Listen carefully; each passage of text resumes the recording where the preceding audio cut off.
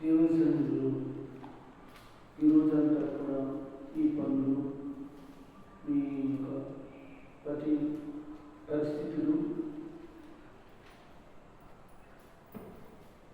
దేవుని కావవచ్చు సురక్షితంగా దేవుని ఇచ్చినందుకు ఈ రాత్రి ఒకసారి ఒకసారి అందరికీ స్తోత్రం చెప్తాము. బైబిల్ గ్రంథం నుంచి జాగ్రత్తగా అందరూ కూడా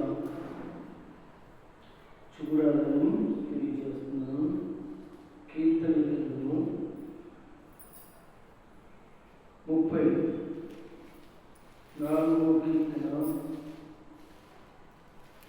జాగ్రత్తగా నేను చదువుతాను, మీరు చూడండి. 34వ కీర్తన 11వ వచనం. రాసుకునేవాడు చక్కగా వాక్యాలు రాసుకుని ఇంటికాడ మళ్ళీ మీరు ఒకసారి చదువుకుని మరపడడానికి ఎంతగానో సహాయపడతాయి. ఈ 34వ కీర్తన 11వ వచనంలో రాయబడిన మాట ఏంటంటే, పిల్లలారా మీరు వచ్చి నా మాట విని యెహోవా యందు భయభక్తులు మీకు నేర్పెదను. మరొక మాట కూడా చూద్దాం దీంతో పాటు.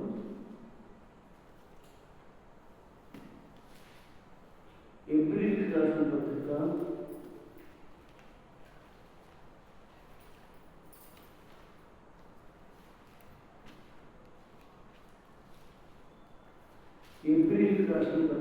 5వ అధ్యాయం. అందరూ కూడా తీసుకొని రాసుకునేవాడు రాసుకుని ఎబ్రీయులకు రాసిన పత్రిక 5వ అధ్యాయం 8వ వచనాన్ని చదువుతున్నాను. మీరందరూ కూడా తీసుకున్న వాళ్ళందరూ కూడా జాగ్రత్తగా చూసుకోండి. ఆయన కుమారుడై ఉండియు తాను పొందిన శ్రమల వలన విధేయత నేర్చుకుని చాలండి. ఇక్కడ నేర్చుకోవడం అనే విషయాలు మనకి కనపడుతుంది. ఈ రోజున అన్న అంశం నేర్చుకోవడం. కానీ ఈరోజు చాలామంది నేర్చుకునే విషయంలో ముందంటున్నారు, కానీ ఈ లోకపరంగా లోక విషయాల్లో నేర్చుకోవడానికి ముందంటున్నారు, కానీ దేవుని యొక్క వాక్యము నేర్చుకుని తెలుసుకునేటువంటి వారిలో ముందంటూ లేని వారుగా ఉన్నారు.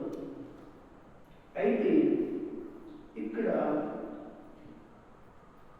పిల్లలారా ఆ మాట ఆలోచించి యెహోవా యందు భయభక్తులు నేర్పెదను అని చెప్పి ఎబ్రీయులకు రాసిన పత్రికలో 5వ అధ్యాయం 8వ వచనంలో ఆయన కుమారుడై ఉండి, ఎవరు?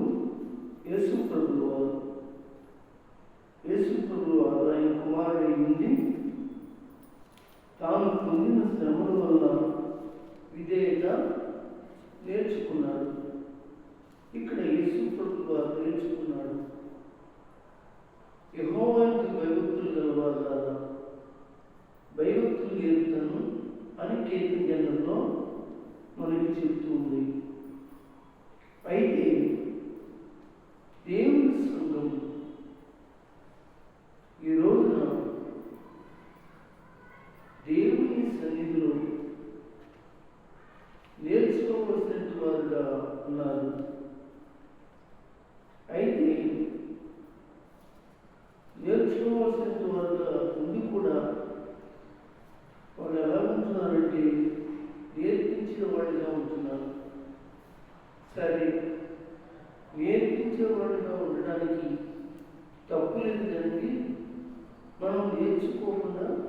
మనం తెలుసుకోకుండా, మనం ఆలోచించుకోకుండా, మనకి ఏ విషయాలు మనకి బోధపడకుండా మనం నేర్పడం అనేది చాలా కష్టం. ఒక విద్యార్థి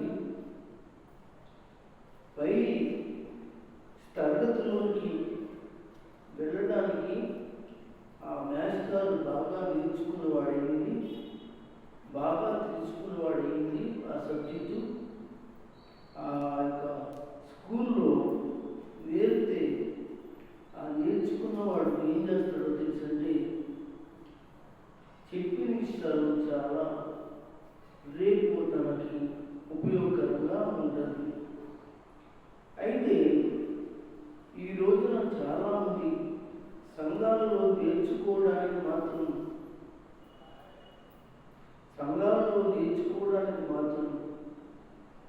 ఇష్టపడతలేదు, కానీ నేర్పడానికి మాత్రం ఇష్టపడుతున్నారు.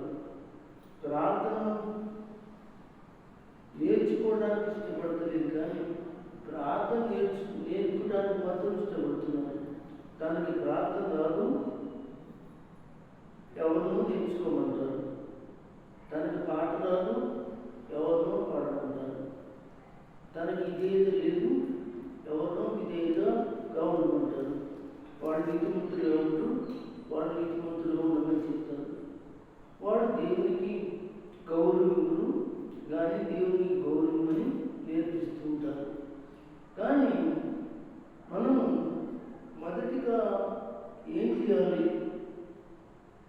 అని ఆలోచన చేస్తే, నేర్చుకోవడం చాలా ముఖ్యం. నేర్చుకున్న తర్వాతనే మన బోధ, మన మాటలు, మన పరిస్థితులు వాళ్ళు ఏం చేస్తారో తెలుసా, ఆచరణలో పెడతారు. వాళ్ళు కూడా ఉత్తీర్ణులు అవుతారు.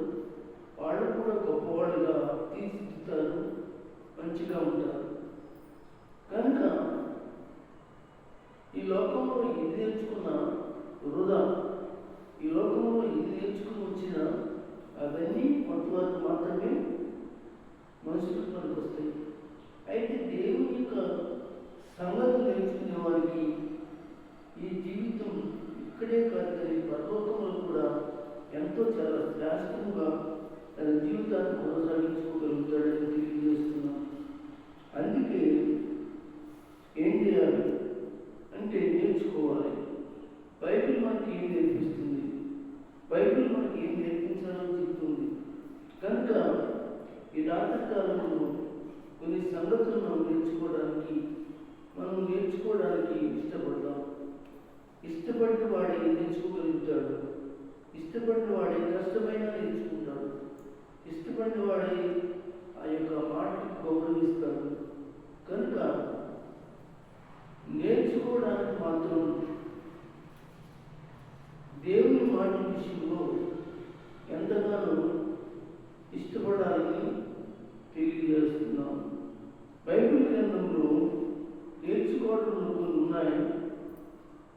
సంఘం నేర్చుకోవాలి. ఏమిటి అంటే, బైబిల్ తెలిసి చూడండి, మత్తయి రాసిన సువార్త 6వ అధ్యాయం.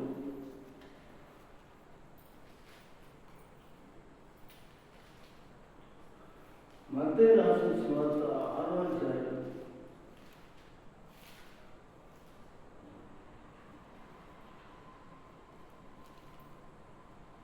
అందరూ కూడా చూడండి.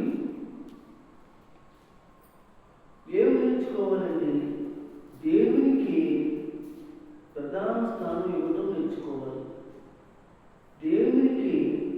దేవుడికి మాత్రమే మనం ప్రథమ స్థానం ఇవ్వాలి. ప్రథమ స్థానం దేవుడికి తప్ప మనుషులకి ఇవ్వకూడదు. ఇది నేర్చుకోవాలి. ఈ రోజున మనుషులకి ప్రధాన స్థానం ఇస్తున్నారు, దేవునికి ప్రధాన స్థానం ఇవ్వట్లేదు. కనుక ఇక్కడ 6వ అధ్యాయంలో 33వ వచనంలో చదివితే, కాబట్టి మీరు ఆయన రాజ్యమును నీతిని మొదట వెతుకుని అప్పుడు అవన్నీ కూడా మీకు అనుగ్రహించబడును. మొదట వెతుకుడి. మొదట ఏది మొదటి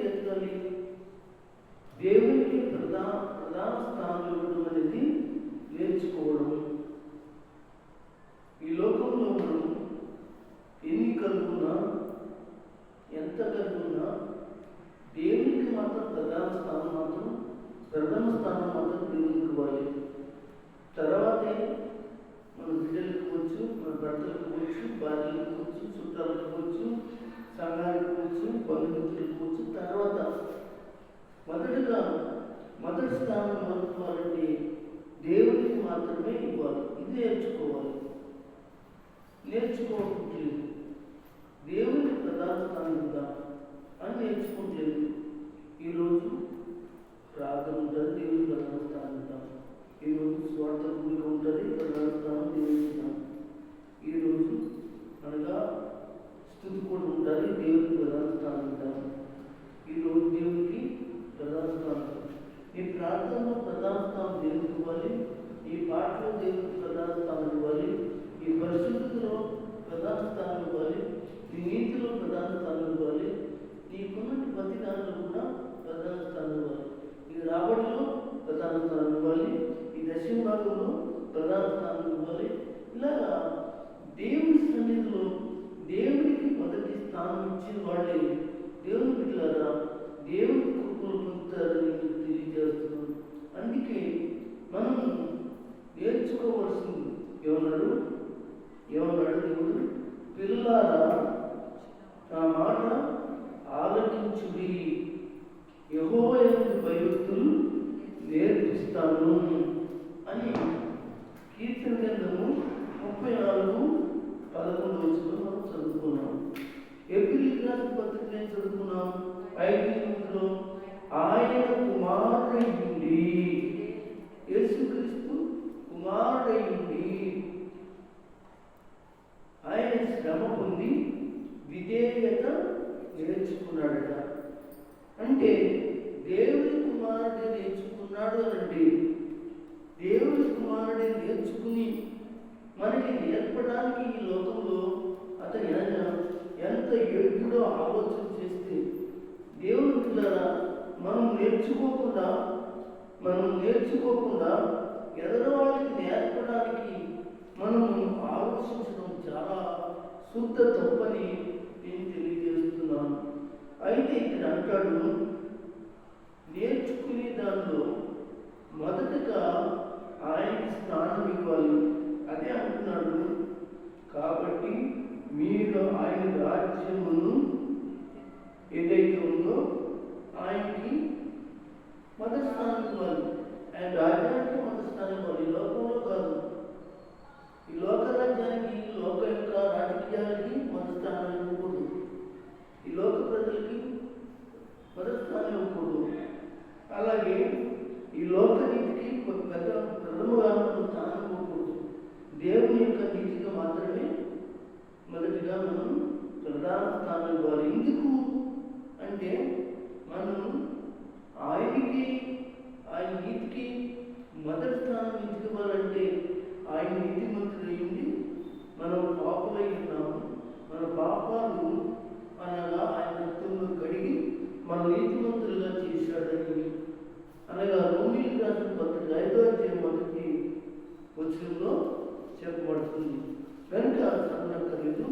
కనుక ఆయన నీతిమంతుడయ్యింది, ఆయన మన పాపముల నిమిత్తం రక్తము కాచి ఆయన రక్తం వల్ల మన నీతిమంతులుగా తీర్చబడ్డామని రోమీయులకు రాసిన పత్రిక 5:1 చెప్తున్నాడు.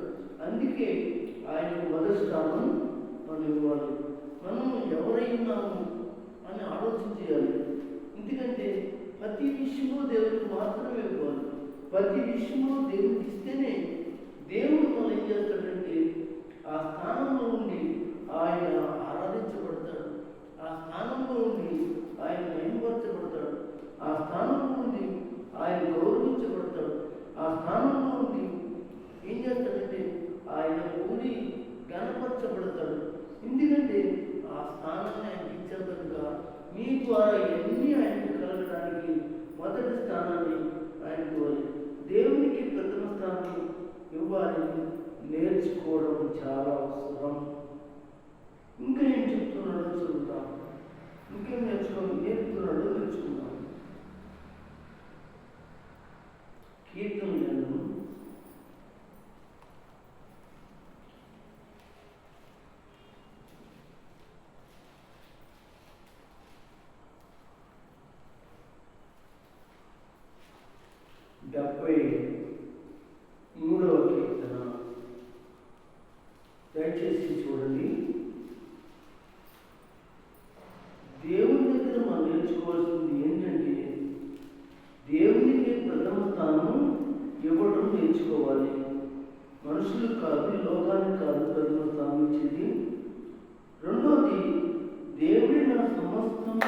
సమస్తముగా చేసుకోవడం నేర్చుకోవాలి.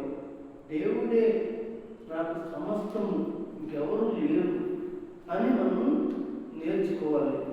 అంటే ఇక్కడ 73వ కీర్తనలో 25వ వచనంలో చెప్తాడు ఈ మాట.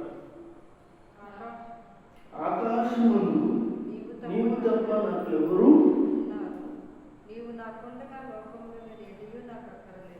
చాలు. విన్నారు కదా, ఆకాశముందు నువ్వు తప్ప నాకెవరు ఉన్నారు అంటే ఇక్కడ మనకి ఈ భక్తుడు నేర్పింది ఏంటంటే దేవుడే నాకు సమస్తంగా చేసుకోవడం నేర్పుతున్నాడు. ఆయనే మనకు సమస్తం. తండ్రి ఆయనే, తల్లి ఆయనే, బిడ్డ ఆయనే, కుమార్తె ఆయనే, కుమారుడు ఆయనే, గురువు ఆయనే, అలాగే దేవుడు ఆయనే, అన్నీ ఆయనే. నాకున్నది ఆయనే, నాకు లేనిది ఆయనే, అన్నీ ఆయనే. కనుక దేవుడే సమస్తముగా చేసుకోవడం నేర్చుకోవాలి. అలా నేర్చుకున్నప్పుడే మనం దేవుడిలో నిలబడగలుగుతాం. మనం ఆయన తప్ప ఎవరు కాకున్నారు అంటున్నాడు కదా. అవును, ఆకాశమందు తప్ప నాకెవరున్నారు. ఆకాశమందు అంటే పైన, ఆకాశమందు అంటే పైన కాదు. ఆకాశమందు అంటే ఏంటి? ఆకాశమందు అంటే ఆకాశమందు మన ఎదురు ఉంది, అది మనకు కనబడుతుంది, అది మనం కింద ఉన్నాం. ఆకాశం అంటే భూలోకంలో నాకు ఎవరు లేదు కాదు, నువ్వు నాకు తప్ప. కనుక దేవుడే నాకు సమస్తముగా, నువ్వు కానీ నేను కానీ తినే విషయంలో, బతికే విషయంలో, ఆరోగ్య విషయంలో, బలహీనత విషయంలో, ఆర్థిక సమస్యల విషయంలో, పరిస్థితి విషయంలో, ఏమైనా ప్రతి అవసరం విషయంలో ఆయనే మనకి దేవుడు నేర్పిస్తున్నాడు.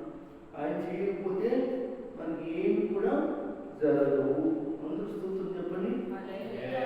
నా అందరూ నేను చేసుకుంటాను అంటే అది జరగని పని. ఆయన లేకపోతే ఏది జరగదు. ఆయన నేర్పిస్తున్నాడు మనకి. నేనుంటేనే నీకు జరుగుతుంది, నేనుంటేనే నీకు ఏ కార్యమైనా జరుగుతుంది అని ఆయన మనకు నేర్పించడానికి ఈ వాక్యంలో ఆయన మనకు తెలియజేస్తున్న విషయాన్ని మనము గుర్తు చేసుకున్నాం. ఒకసారి అందరూ గట్టిగా స్తోత్రం చెప్పగలరా? హల్లెలూయా. కనుక ప్రియమైన వారలారా, నేను నా జీవితంలో దేవుని మాత్రమే ముందు పెట్టుకున్నాం. దేవుని మాత్రమే మన జీవితాల్లో పెట్టుకున్నాం. మనం పెట్టుకోవడమే కాదు, మన పిల్లలు కూడా దేవుని మాత్రమే మనం ముందుంచుకుంటానికి వాళ్ళకి నేర్పించాలి. దేవుడు తప్ప మనకి ఎవరు లేరు బాబు. దేవుడు తప్ప మనకు సహాయం చేసేవాడు ఇంకెవరు ఉన్నారు? సహాయం చేసేవాడు ఉన్నా మన పరిస్థితులు ఒకవేళ మనకి చేయకపోయినట్లయితే మనకి ఎవరు చేస్తారంటే దేవుడే చేస్తాడని దేవుడి మీద ఆధారపడి వారిగా మీ పిల్లలకి నేర్పించడం చాలా అవసరం. మీరు నేర్చుకోవడం అవసరం, మీ యొక్క కుటుంబాల్లో నేర్పించడం అవసరం, మీ బంధువులకు నేర్పించడం అవసరం, ఎంతో అవసరం నేర్చుకోవడం. అంతేకాకుండా ఇంకా ఏం చెప్తాడు, ఇంకేం నేర్చుకోవాలి అని అంటే మత్తయి సువార్తలోకి వెళ్దాం.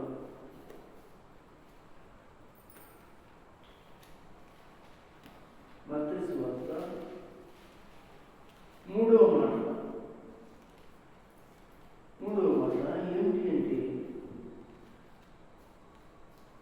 11వ అధ్యాయం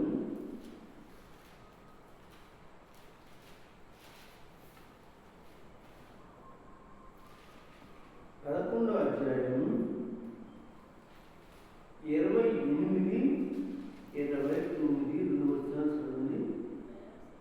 ప్రయాసపడి భారం మోసుకొనుచున్న సమస్త జనులారా నా యొద్దకు రండి, నేను మీకు విశ్రాంతిని కలుగచేయుదును.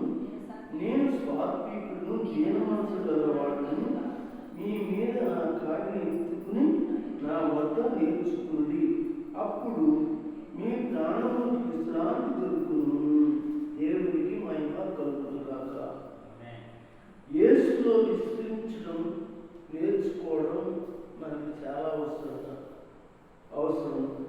మనం ఏం నేర్చుకోవాలి అంటే అంటున్నాడు ఈ వాక్యంలో, యేసులో విస్తరించే విషయాలు నేర్చుకోవాలి. విస్తరించడం అంటే ఆయనలో మనం అన్ని విస్తరించడం. అందుకే చెప్పాడు, ఇది విస్తరించాలంటే మనం ఎక్కడికి వెళ్ళాలి? జలముల ఎదుటికి వెళ్ళాలి. 23 చెప్తాడు కదా, నా కాపరి యెహోవా నా కాపరి, నాకు ఏమి కలదు, పచ్చికల చోట్ల ఆయన నన్ను పరులు చేస్తున్నాడు.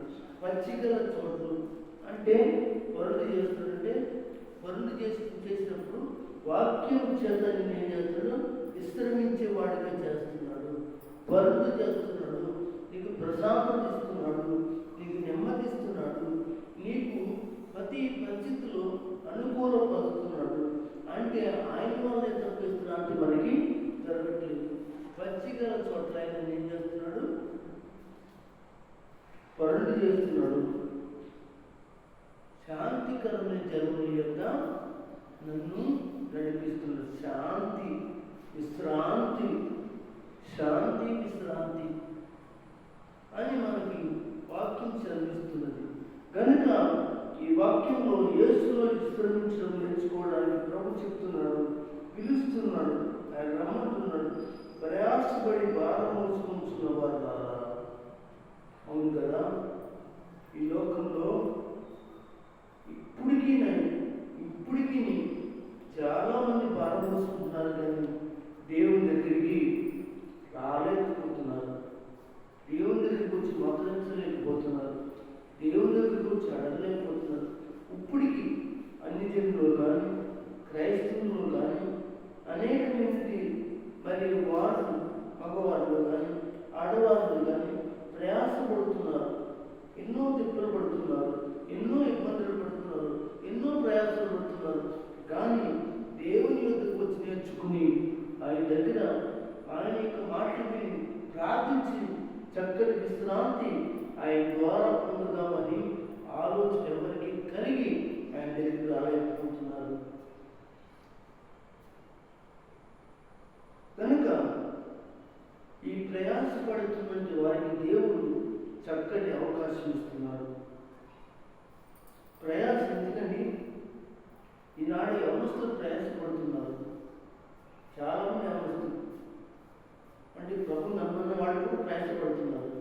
ఆ ప్రయాసపడుతున్నారు, డబ్బు ప్రయాసపడుతున్నారు. ఆ డబ్బంతా ఏం చేస్తున్నారంటే వాళ్ళ పుస్తకాల కోసం, వాళ్ళ డ్రగ్స్ కోసం, వాళ్ళ తాగుడు కోసం, వాళ్ళ వ్యసనాల కోసం, వాళ్ళు చేసే పాపం తిరిగి కోసం ఏం చేస్తున్నారు? వాళ్ళు భయంకరమైన తాగుడు కోసం ఏం చేస్తున్నారంటే వాళ్ళు ప్రయాసపడుతున్నారు. కానీ వాళ్ళ ప్రయాస ఎక్కడికి వెళ్తుంది? ఏమని అంటే వ్యాధికి వెళ్తుంది, శోధనకి వెళ్తుంది, బలహీనతకి వెళ్తుంది, చాలా ఇబ్బందికి వెళ్తుంది. తెలుసుకోలేకపోతున్నారు.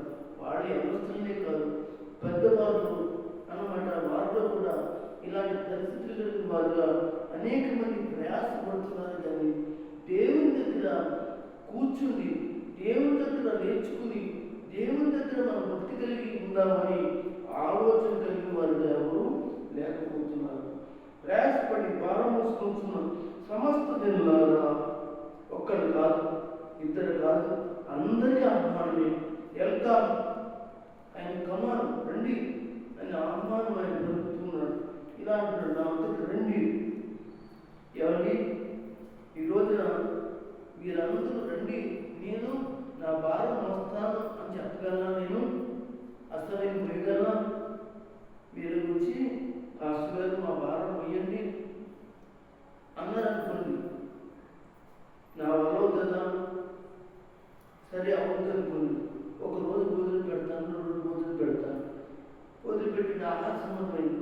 అయితే నీ పాప భారాలు నేను పోయలేదు కదా, ఏమండి, నీ అప్పుల భారాలు నేను పోయలేదు కదా, ఏమండి. అయితే ఇక్కడ ఆయన అంటున్నాడు, ఇదిగో రండి, నీ వ్యాధి భారాన్ని పోయలేదు కదా, నీ వ్యాధి భారాన్ని మోసేవాడు యేసుప్రభువే, నీ వ్యాధి భారాన్ని మోసేవాడు యేసుప్రభువే, నీ యొక్క అప్పుల భారాన్ని భరించేవాడు ఆయనే కదా. బైబిల్లో ఒక యెదవరాలు వెళ్ళి యేసు మరి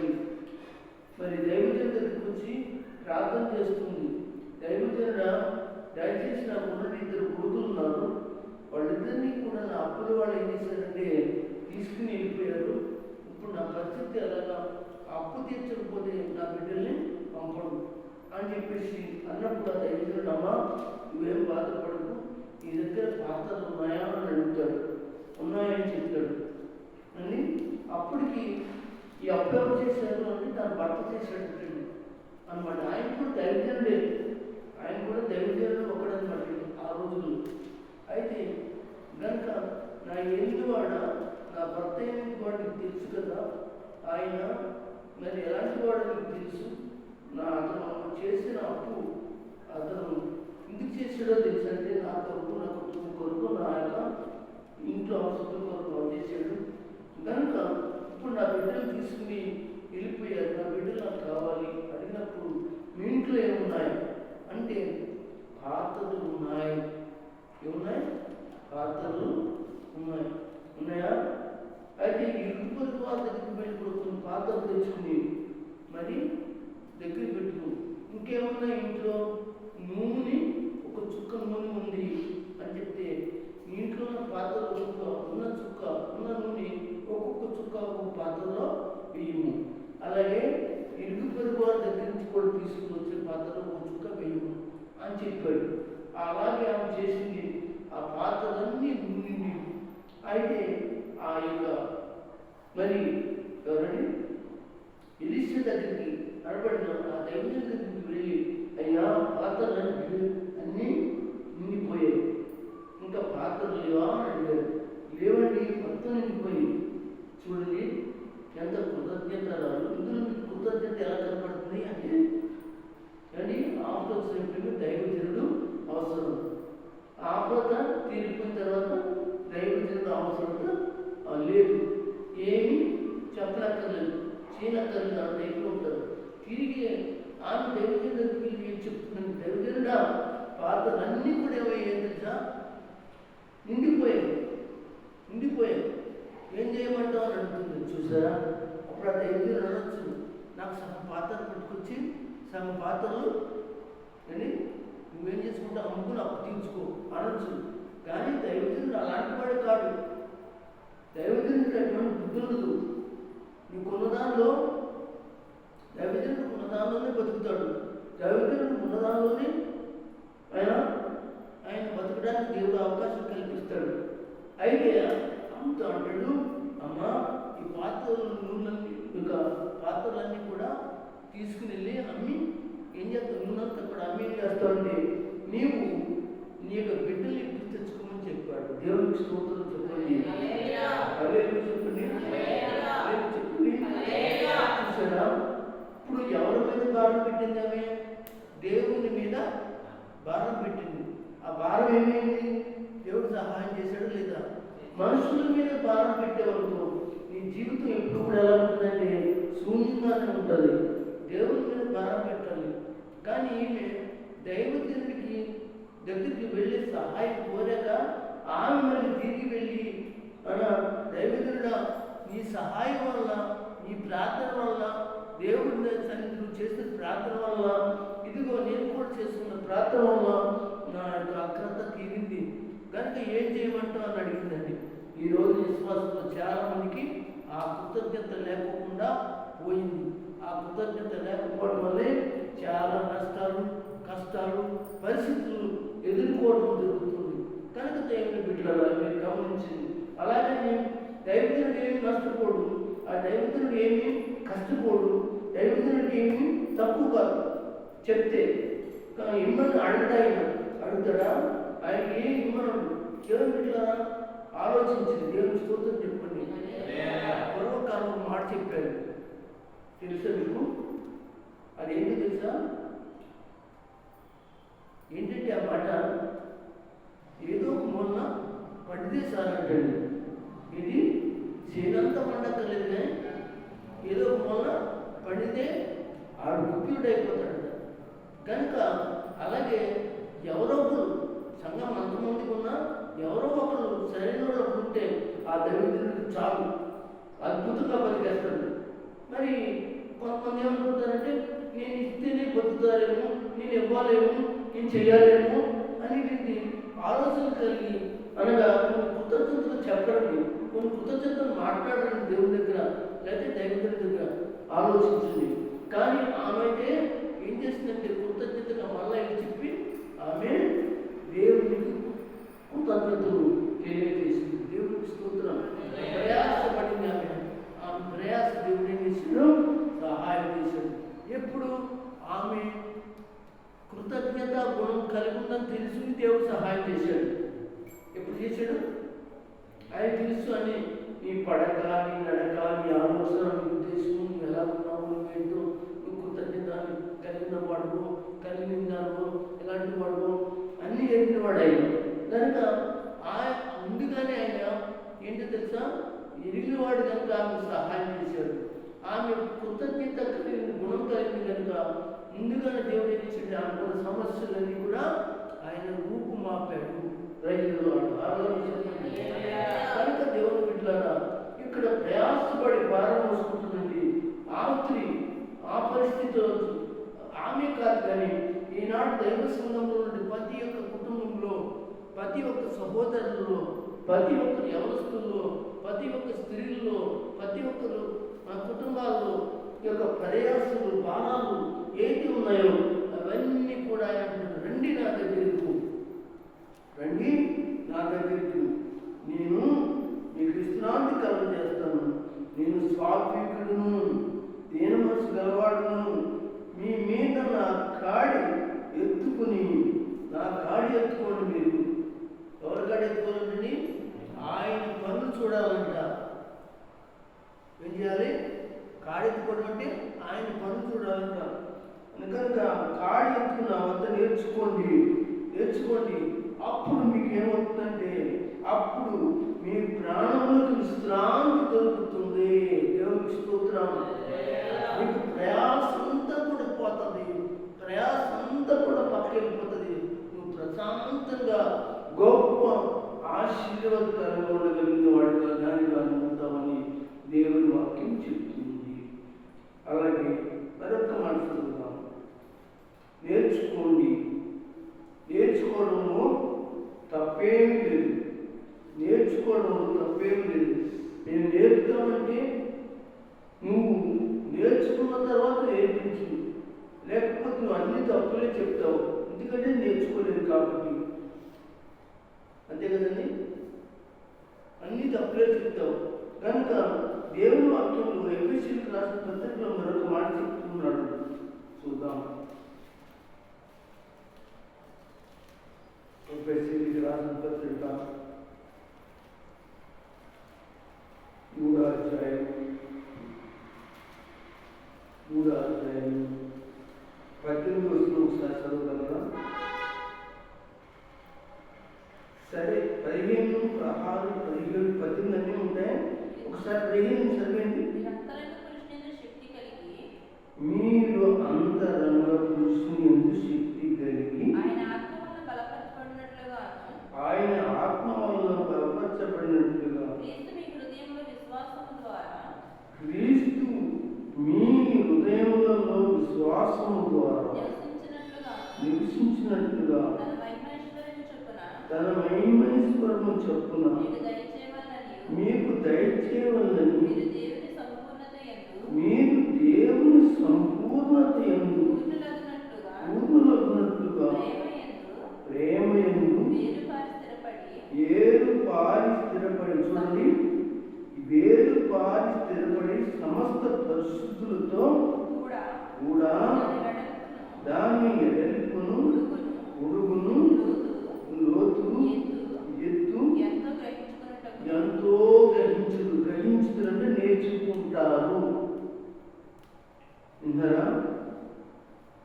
నేర్చుకుంటారు. ఎంతో గ్రహించడం అంటే నేర్చుకుంటాం అంటే గ్రహించడం అంటే ఏంటి? నేర్చుకుంటేనే అనగా గ్రహించడం అంటే నేర్చుకోవడం. బాగా గ్రహించండి అబ్బాయి, బాగా గ్రహిస్తున్నాడండి అమ్మాయిని అంటే నేర్చుకోబట్టి. ఇక్కడ ఎంత చక్కటి మాట చెప్తున్నాడండి. ఇక్కడ పరిశుద్ధుల పట్ల నిష్కపటంగా ఉండటం నేర్చుకోవాలి అని ఇక్కడ మనకి వాక్యం చెప్తుంది. పరిశుద్ధుల పట్ల ఎలా ఉండాలి? నిష్కపటంగా నిర్దోషంగా ఉండాలి అని. అంటే ఎవరు పరిశుద్ధులు? దేవుని సేవకులైన వారు, దేవుని భక్తులైన వారిని చెప్తుంది. వేరు పారి స్థిరపడి సమస్త పరిశుద్ధులతో కూడి. ఎవరు ఈ పరిశుద్ధులతో కూడంటే? దేవుని సేవకులు, సేవకురాండ్లు, దేవుని యొక్క సంఘము, దేవుని యొక్క పరిశుద్ధులై ఉన్నారు. వారితో ఏం చేయాలంటే నేర్చుకోవడానికి నువ్వు సిద్ధపడాలి. నేర్చుకోవడంలో ఎడెత్తు ఎంత ఇక అర్థమవుతుంది, పొడుగు ఎంత అర్థమవుతుంది, లోతు ఎంత అర్థమవుతుంది, ఎత్తు ఎంత అది నీకు అర్థమవుతుంది. ఇవన్నీ అర్థం అవ్వాలంటే ఏం చేయాలి? నేర్చుకోవాలి. ఇవన్నీ నీకు తెలియాలంటే ఏం చేయాలి? దేవుని వాక్యం పొడుగు, దేవుని వాక్యం లోతు, దేవుని వాక్యం ఎడెల్పు, దేవుని వాక్యం ఎత్తు, అది ఎంత అనేది గ్రహించే శక్తి నీకు కలగాలంటే పరిశుద్ధులతో లేక నిష్కలంకులైన వారితో నేర్చుకోవడం సంఘంలో నీకు చాలా అవసరం. అది సంఘంలోనే జరుగుతుంది తప్ప బయటికి వెళ్ళి నేర్చుకోవడంలో ఇక అన్నీ పాడు బుద్ధులు అవుతాయి, అన్నీ కూడా ఏదో బుద్ధులు అవుతాయి, అన్నీ కూడా ఈ లోక బుద్ధులు అవుతాయి, ఇవన్నీ కూడా లోక సంబంధమైన బుద్ధులు అవుతాయి. పరిశుద్ధులతో ఉంటే ఎడపేంటో, లోతేంటో, ఎత్తేంటో అనేది ఇక్కడ నీకు వాక్యంలో ఉన్న సంగతులు నీకు అర్థమవుతుంది. నీకు వాక్యమే అర్థమవునప్పుడు నువ్వు దైవజనుని ఏం అర్థం చేసుకుంటావు? వాక్యమే అర్థమైనప్పుడు అనగా దేవుడు యేసుప్రభు ఏం అర్థం చేసుకుంటాం? ఈరోజు యేసుప్రభు మాటలు ఏమవుతుంది? చాలా మంది అర్థం చేసుకోరు. యేసుప్రభు వాక్యం అర్థమవుతుంది. వాళ్ళు ఏం చేస్తారు? వాళ్ళు వెళ్ళిపోతారు. కొంతమంది వాటిని పక్కన పెట్టేస్తారు. అంటే గల కారణం అంటే వాడు నేర్చుకునేటువంటి పరిస్థితులు లేరాడు కనుక ఇక్కడ నేర్చుకునేది లోతు ఎంత ఉంది, దీని లోతు ఎంత? అబ్బా ఇంత లోతుందా వాక్యం, అమ్మో ఇంకా నేను చాలా లోతులోకి వెళ్ళాలన్నమాట, చాలా లోతులోకి వెళ్ళాలన్నమాట. అమ్మా అంత ఎత్తుందా అంటే అంత ఎత్తుగా నేను, అబ్బో చాలా ఉంది, అబ్బో ఇంత అడేపుందా, అయ్యి బాబోయ్ ఇంత దూరమా అడేపా అంటే నేను చాలా నేర్చుకోవాలన్నమాట. ఇంకేం చెప్పాడు అక్కడ? ఎత్తు, లోతు, ఎడెప్పు, పొడుగు ఎంతో, ఇవన్నీ కూడా దేవుల్లో నీకు బాగా గ్రహించాలంటే, నేర్చుకోవాలంటే పరిశుద్ధుల గుంపులో ఉండాలి. లేక అనగా పరిశుద్ధులైన నిష్కపటులైన వారి యొక్కతో నువ్వు వారిని వెంబడించాలి అని వాక్యం చెప్తుంది. అప్పుడే నువ్వు నేర్చుకోగలుగుతావు. ఎవరికైనా నేర్పించడానికి చెప్పగలిగిన దానిగా ఉంటావు. నువ్వు నేర్చుకోవడానికి బైబిల్ చదువుతూనే ఉండాలి. దేవుని స్తోత్రం చెప్పండి, హల్లెలూయా చెప్పండి. నేర్చుకోవాలి, బైబిల్ ఎప్పుడు చదువుతూనే ఉండాలి. బైబిల్ చదివే కొద్దు నీకు లోతైన విషయాలు దేవుడు నేర్పిస్తాడు. లోతైన విషయాలు దేవుడు నేర్పిస్తాడు. ప్రసంగి అందులో చెప్తాడు సాగుతుంది. సత్యం అంటే చాలా లోతైందంటాడు. ఏంటంటే సత్యం చాలా లోతైందంట. అంటే సత్యం అంటే ఎవరు? యేసుప్రభువే. అంటే యేసుప్రభు మనం తెలుసుకోవటం చాలా లోతు. అంటే అలాగే మానేద్దామా? అలాగే మానేసి అనుకోండి, పర్వతంలో వెళ్ళడం కన్నా నరకంలోకి వెళ్ళడానికి మనం సిద్ధపడిపోతాం. కనుక మనం ఇంటికి వచ్చాం, నరకం నుంచి ఇంటిపడి పరలోకం వెళ్ళడానికే సిద్ధపడ్డాం. కనుక ఆ సత్యం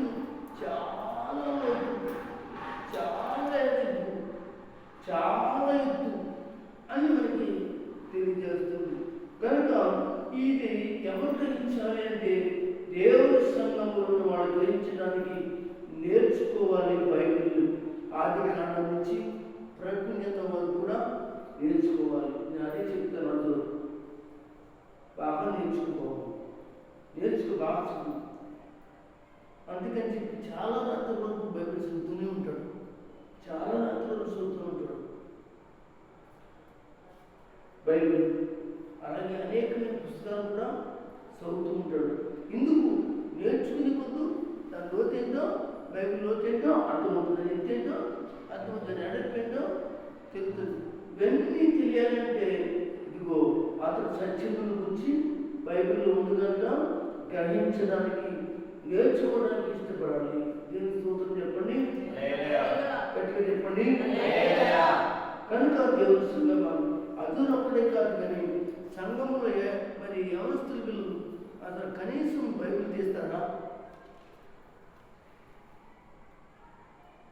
కనీసం రోజుకు ఒక అధ్యాయంలో చదువుతారా? నేను ఎప్పుడు అడుగుతూ ఉంటాను. చదివితే వాళ్ళు ఇంటికంటే అలా అయిపోతారు, ఇంటికంటే లోపల పడిపోతారు.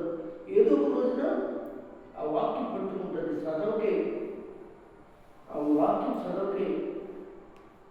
మార్టిన్ లూథర్ గారు చిన్నప్పుడు మన అమ్మతో సండే స్కూల్కి వెళ్ళేవాడట. సండే స్కూల్కి వెళ్తే అలా భక్తిలో పెరిగాడట. అప్పుడు యవనస్తుడైపోయాడు. యవనస్తుడైపోతే ఎలా ఉంటాడు? యవనస్తుడే తిరగలుగుతుంటాడు. ఇంకా లోపల కలిసిపోతున్నాడు.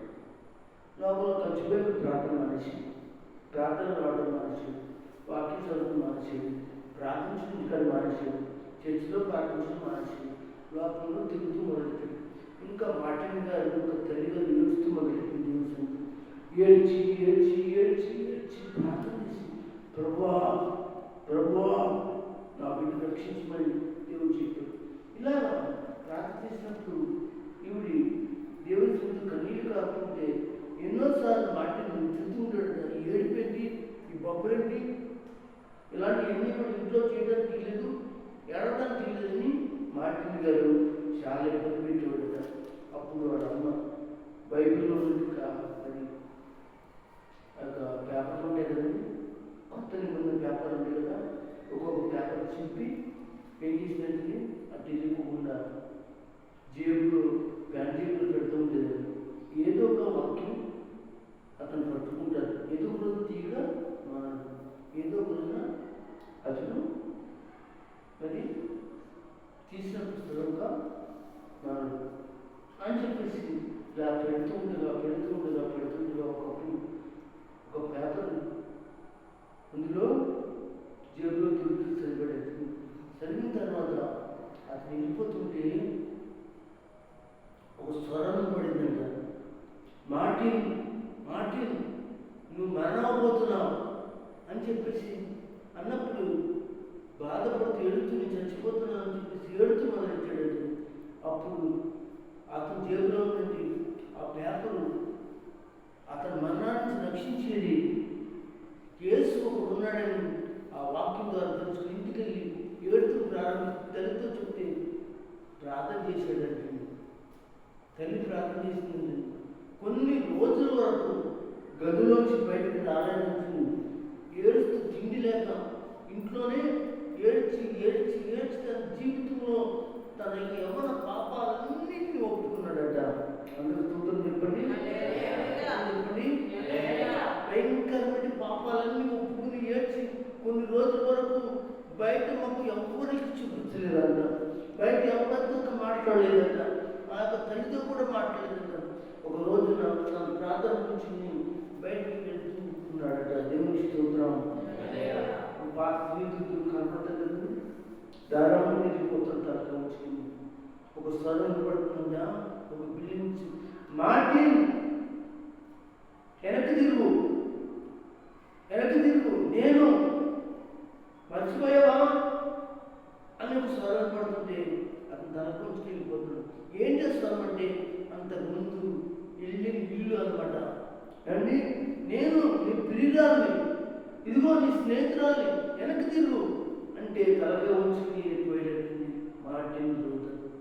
దేవుని బిడ్డలారా, ఇవన్నీ ఎందుకు చెప్తున్నానంటే దేవుని బిడ్డలారా, దయచేసి ఈ రోజున దేవుని వాక్యం పట్టుకుంటాను.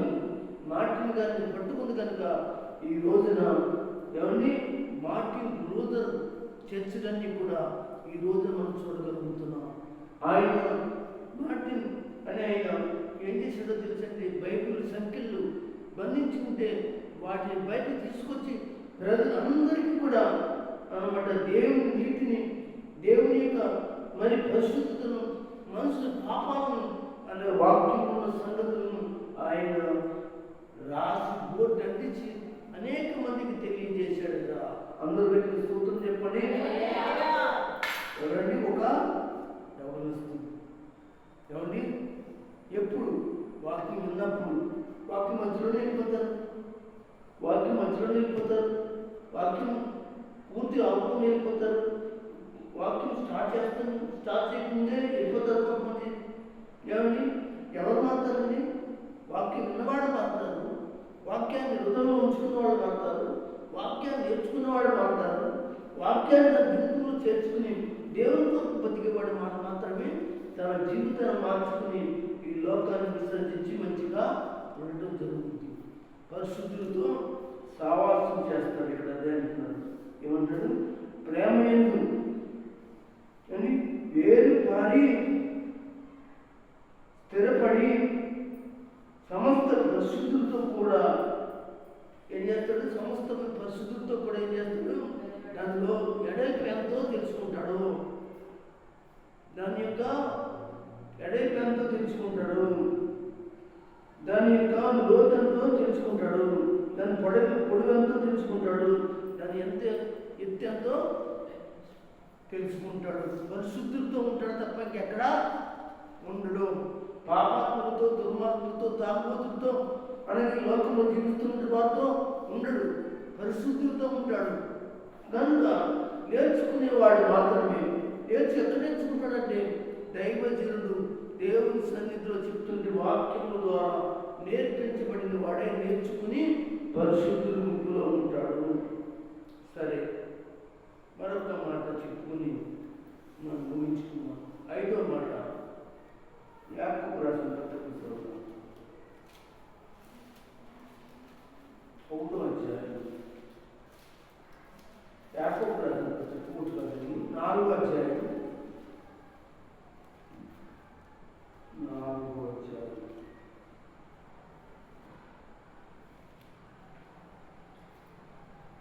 4వ అధ్యాయం ఇస్తారా? 4వ అధ్యాయం 8, 9 వచనాలు. దేవుని వద్దకు రండి, అప్పుడు ఆయన మీ దగ్గరికి వస్తాడు. విన్నారా? మన దగ్గర రావాలి లేదండి, మీ దగ్గర రావాలి. దేవుడు మన దగ్గర రావాలంట, దేవుడు మనం చేయాలంట. దేవుడి దగ్గరికి రావు, దేవుడికి చేయవలసి నువ్వు చేయవు, దేవుడికి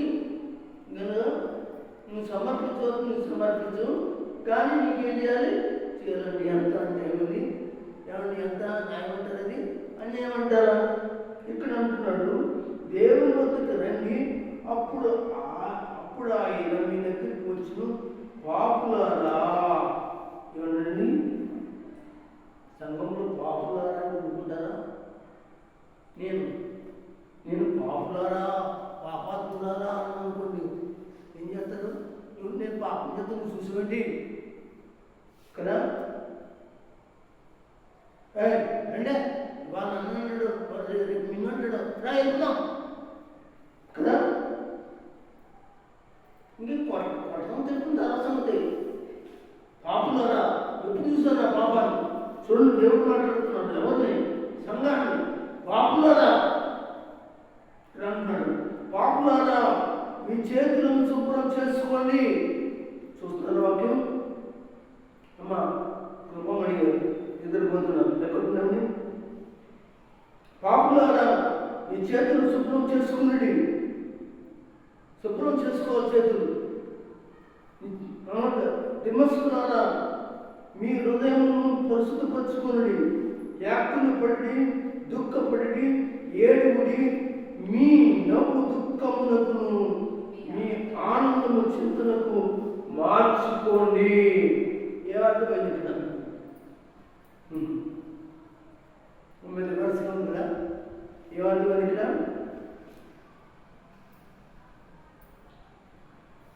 పడిపోయినప్పుడు ఏం చేయాలి? మనం దుఃఖపడటం నేర్చుకోవాలట. ఏమండి, ఈ రోజున పడిపోయిన వాడు, దుడ్డిపోయిన వాడు, జారిపోయిన వాడు సంకల్పం పెట్టుకుంటాడు, అతిశిస్తున్నాడు. నా అంతటి వాడు లేడు, నా అంతటి లేదు. పాపం చేస్తూనే దుఃఖపడటం మానేశారు, దుఃఖించడం మానేశారు. అయ్యో పాపంలో పడిపోయేలే, అయ్యో నా బిడ్డలు పాపంలో పడిపోయేలే, అయ్యో నా కొడుకు పాపంలో పడిపోయేలే, నా కూతురు పాపంలో పడిపోయిందే, అయ్యో నేను పాపంలో పడిపోయానే, అయ్యో నా భర్త పాపంలో పడిపోయాడే అని దుఃఖపడటం మానేసి దుఃఖానికి బదులు అతిశయించడం ఎక్కువైపోయింది ఈరోజు. కదా కదా ఈ మాటలు నచ్చుతాయండి, ఈ మాటలు నచ్చుతాయి అక్కడ నచ్చవు, వెంటనే నీ చెడిపోతావు ఎవరు అన్నమాట. చూడండి ఎంత మాట, దేవుని వద్దకు రండి, అప్పుడు ఆయన మీ దగ్గరకు వస్తాడు.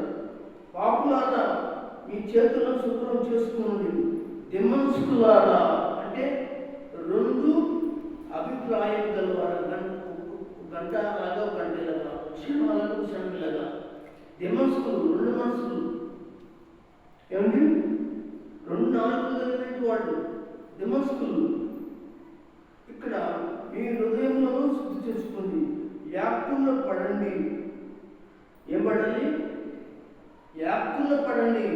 యాక్కులు పెడతాం, భయంకరమైన పరిస్థితి మనం లేకపోతే యాక్కులతో వస్తుంది, అది మనం తట్టుకోలేం. ఎవరు ఆపేస్తున్నాము, అవతల ఆపేసిన ఆపలేనంత భయంకరంగా వ్యాప్తులతో వస్తుంది. తర్వాత దుఃఖపడి ఏడుగుడి అని చెప్పి ఇక్కడ నీవు దుఃఖమునకు మీ దుఃఖమును ఏం చేయమన్నాడు చూడండి. మీ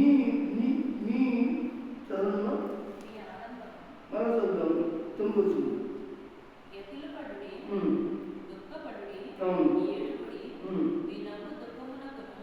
మీ నవ్వు దుఃఖమునకును ఏమండి, నవ్వేవాడిని నవ్వుతో మార్చి ఆడవాడిని ఎడితే నవ్వుతాడా? చూడండి ఇక్కడ చూడండి, నీ నవ్వు దుఃఖమునకు, నువ్వు నవ్వుతున్నావా దుఃఖమునకు మార్చుకో. ఎందుకు? పడిపోయిన పరిస్థితిని బట్టి. ఆనందపడుతున్నావా, ఆనందానికి చింతగా మార్చుకో, చింతపడు. పడిపోయిన జీవితాన్ని, పడిపోయిన పరిస్థితిని దుఃఖపడటం నేర్చుకోవడం సంఘం నేర్చుకోవాలి. ఈరోజు సంఘం అది నేర్చుకుంటా. నేను పడిపోయానేమో, ఈరోజు ఆదివారం పడిపోయానేమో, ఈరోజు శనివారం పడిపోయానేమో, ఇవాళ మంగళవారం పడిపోయానేమో, ఇవాళ శుక్రవారం పడిపోయానేమో, ఎవరింటికైనా ప్రార్థన పడిపోయానేమో, ఎవరింటికైనా ఉపవాసం పడిపోయానేమో, ఎక్కడైనా ప్రార్థన కూటాల్లో నేను జారిపోయానేమో, సభలో నేను జారిపోయానేమో, అయ్యో నేను పడిపోయాను కదా, ఈ ప్రార్థనలో పడిపోయాను కదా, వాక్యంలో పడిపోయాను కదా, సవాసంలో పడిపోయాను కదా అని దుఃఖపడవలసిన పరిస్థితి కలిగిన వారు ఈ రోజున దుఃఖపడలేని పరిస్థితి ఎందుకుందో తెలుసంటే నేర్చుకోవడం అనేది లేదు, వాక్యం నేర్చుకునే పరిస్థితి లేదు.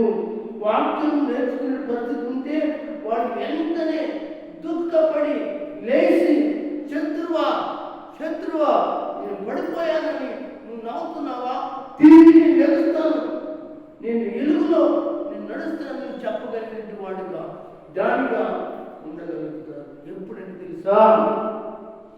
నేర్చుకున్నప్పుడు, సంఘం నేర్చుకున్నప్పుడు, సంఘం నేర్పించబడుతున్నప్పుడు కొంతమంది నేర్చుకోరు. పక్క వాళ్ళకి ఏం చేస్తారు? తాటేలు కడతారు.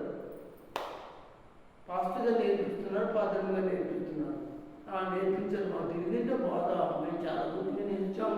ఏంటి చాలా పెద్ద కుట్రాలు వచ్చాయి. తిరిగేసి బాలేసాం. ఏం చేసావు? ఈ మాట నువ్వు తిరిగేసి బాలేసిన తర్వాత ఈ మాట మాట్లాడదు. నువ్వు ఏమి నేర్చుకున్నావు అందుకే నువ్వు అలా మాట్లాడడం గల కారణం. ఈ రోజున సావాసంలో చాలామంది ఈ విధంగా పడిపోయిన వారు ఉన్నారు. నేర్చుకోండి, ఈ చెప్పిన విషయాలు రాసుకుంటే నేర్చుకోండి. దేవుని చిత్తమైతే ఇంకా మరికొన్ని విషయాలు మరొకరు మాట్లాడుకోవడానికి ఇష్టపడతాను. దేవుడు ఈ మాటలను మీ జీవితంలో ఎంతగానో ఆశీర్వాదకరంగా ఆత్మీయంగా